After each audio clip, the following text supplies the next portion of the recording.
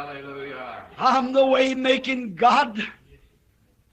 Moses, after the conference was over Praise our God. and was dismissed from the presence of God with an order to go forward, walked down and said, "Fear not, Israel.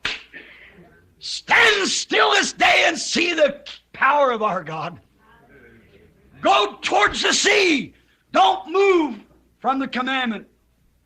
The command is go forward. The promised land belongs to us. This enemy is in our way. It's got us cut off. But God said, go forward. Keep moving."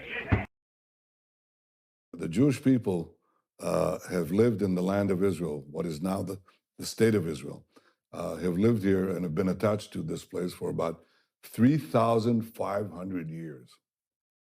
3.5 millennia.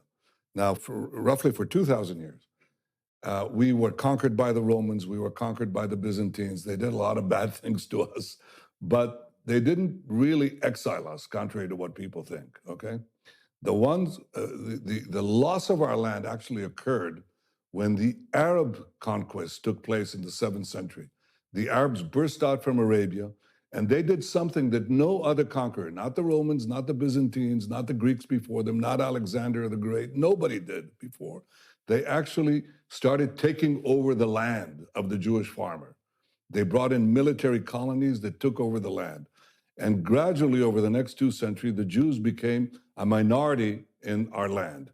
So it is under the Arab conquest that the Jews lost their homeland. The Arabs were the colonials. The Jews were the natives dispossessed. Well, that happens in history.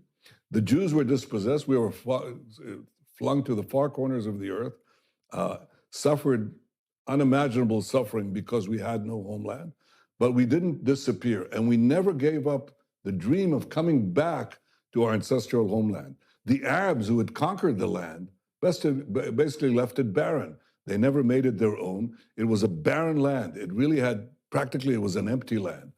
And in the 19th century, the idea of coming back next year in Jerusalem became a reality. By the way, in part because of Christian Zionist support for the idea of the Great Return. The Jews came back in the 19th century to the land of Israel. The result of this return was that we started building farms, factories, places of employment. Arabs from nearby countries started immigrating, and they now they call themselves Palestinians. They reconstructed history and said, we've been here for centuries. You have no right to be here. It's our land. It's not your land. It's been our land for 3,500 years. If you took over somebody's apartment, knocked them out, dispossessed them, and they never gave up the claim. They said, it's our claim. And you left this barren dump, okay? And the families, the progeny of the people you kicked out, came back, rebuilt the house. You cannot come back and tell them, you don't belong here, we're gonna kick you out, especially since you're latecomers who've come to live in part of the house, which is what the so-called Palestinians are, okay? We say to them, you can live here, we can live here, but it's our land, it's our state.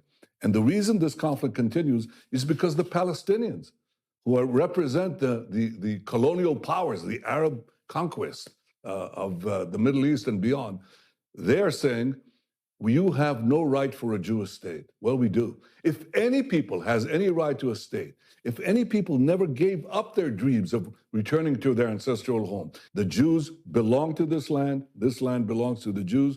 The Palestinians are free to live here next to us, among us, but they're not free to demand the dissolution of the Jewish state. That is not justice, that is injustice. That's the shortest lecture I can give you about Jewish history.